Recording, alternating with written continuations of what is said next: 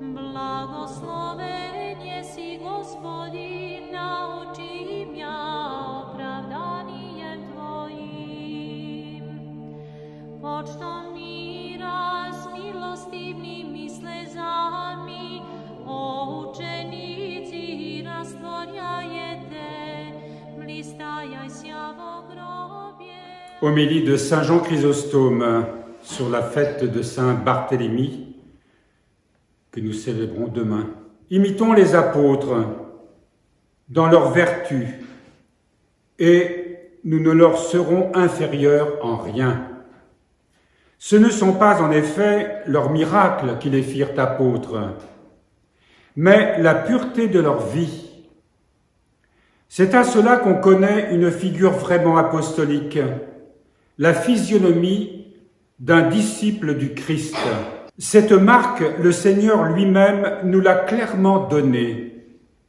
En effet, lorsqu'il voulut tracer le portrait de ses disciples et révéler le signe qui les distinguerait, ses apôtres, ayant commencé en ces termes, « Voici à quoi les hommes reconnaîtront en vous, mes disciples. » Comment poursuit-il donc? Serait-ce aux prodiges qu'ils opéraient ou qu'ils opéreraient, aux morts qu'ils ressusciteraient? Pas du tout. Mais à quoi donc? Voici à quoi les hommes reconnaîtront en vous, mes disciples, à l'amour que vous aurez les uns pour les autres. Or, l'amour n'est pas affaire de miracle, mais simplement de vertu. L'amour accomplit la loi. Ainsi, vous voilà au fait de ce qui distingue les disciples, de ce qui révèle les apôtres, de leur physionomie propre, de leur vraie figure. Pourquoi cherchez-vous plus loin? Le Seigneur lui-même peint ses disciples d'un seul trait, et ce trait, c'est l'amour. Ayez l'amour, vous serez parmi les apôtres, voire au premier rang parmi eux. Voulez-vous une autre preuve de cette doctrine? Voyez comment le Christ s'adresse à Pierre. Pierre lui dit, « M'aimes-tu plus que ceci ?» Nous le savons, rien n'a tant d'efficacité pour nous ouvrir le royaume des cieux que de témoigner au Christ l'amour qu'il mérite. Prétendra-t-on que les apôtres, du moins, ont été aidés par leurs miracles à devenir tels? Non, dis-je, les miracles n'y sont pour rien. Le seul mérite était dans leur vertu, et c'est elle seule qui leur a donné tant d'éclat. C'est encore le Seigneur qui l'affirme, que votre lumière, dit-il, brille aux yeux des hommes, de sorte que les hommes puissent voir non pas vos miracles, mais votre conduite irréprochable, et en rendre gloire à votre Père dans les cieux. Cette lecture de Saint Jean Chrysostome est simple. Elle nous dit que ce n'est pas tant ce que nous recherchons nous-mêmes chez les hommes d'exception. Quand nous allons voir un saint quelque part, et il y en a un certain nombre sur cette terre, la plupart des gens recherchent des signes extraordinaires, des miracles. Il y a dans un monastère d'Égypte, le monastère de Saint-Paul, je ne sais pas s'il est toujours vivant, mais un moine qui, dit-on, avait une main lumineuse. Il y a des saints qui sont considérés comme des thaumaturges, comme Saint Tugdual ici, où, dit-on, il aurait opéré un certain nombre de miracles. Mais, comme il est dit ici, ce n'est pas ces signes extraordinaires qui font la sainteté, parce que le don des miracles est un don de l'Esprit Saint. Ça existe. Saint Paul en donne quelques-uns, nous l'avons entendu ce matin.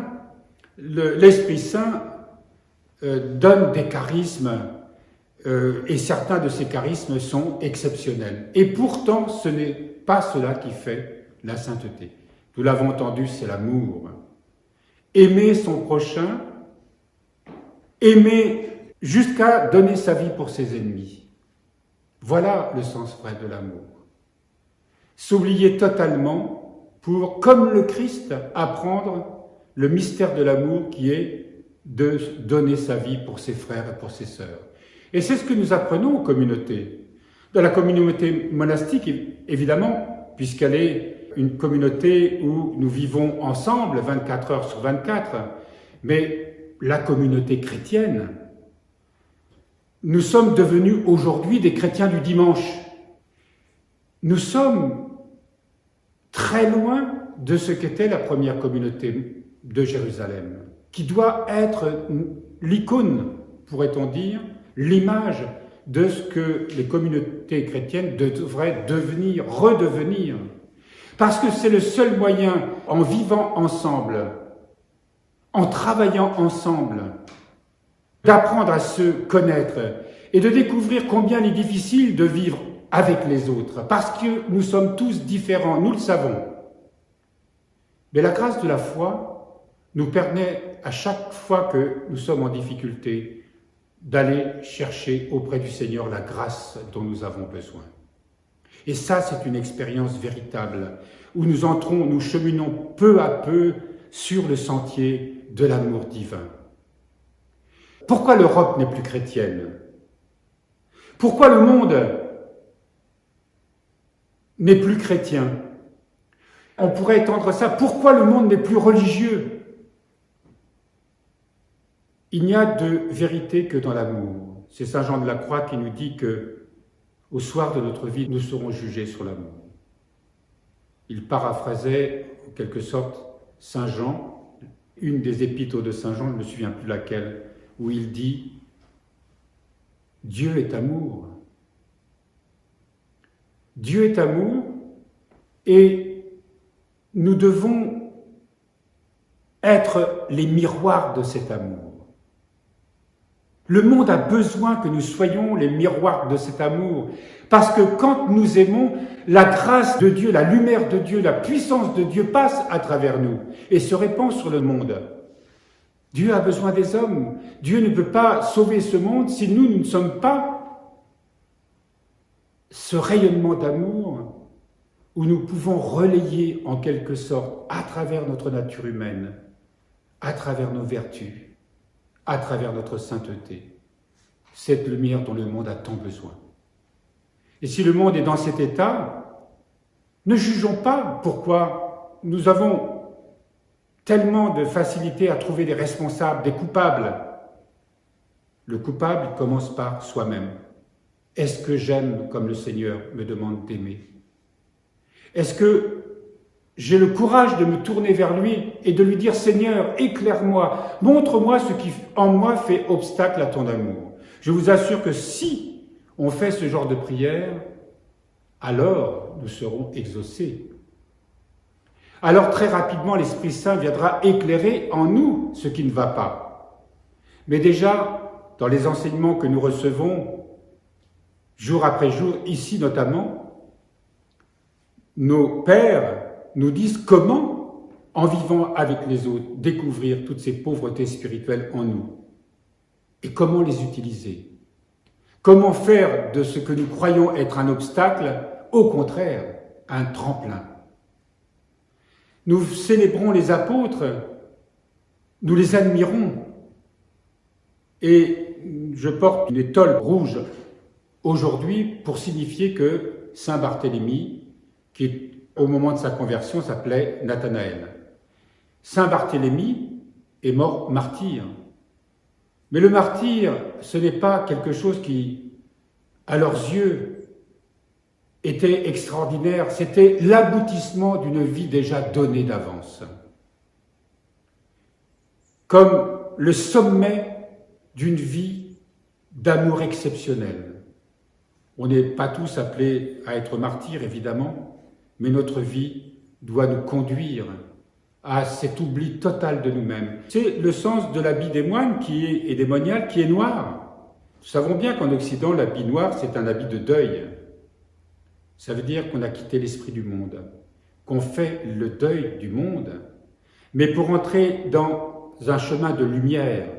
Et c'est pour ça qu'un orthodoxe a dit à propos de cet habit, l'habit noir, habit de deuil, mais source de joie, source de vie nouvelle. C'est ça la réalité. En fait, nous devons apprendre en tant que chrétiens à comprendre que nous avons déjà reçu cette vie nouvelle en nous. Il suffit que nous demandions de comment trouver ce chemin en nous. Et si nous le demandons avec sincérité, jour après jour, très vite, l'Esprit Saint nous le montrera. Et très vite, nous comprendrons ce à quoi nous sommes appelés. Et très vite, les communautés chrétiennes pourraient devenir tellement rayonnantes qu'elles pourraient être un lieu où tous les hommes perdus dans ce monde des ténèbres puissent trouver la lumière. C'est le sens même, la réalité même de l'Église. C'est pour ça que le Seigneur l'a créée, pour qu'elle puisse rayonner cette lumière, son amour à travers le monde.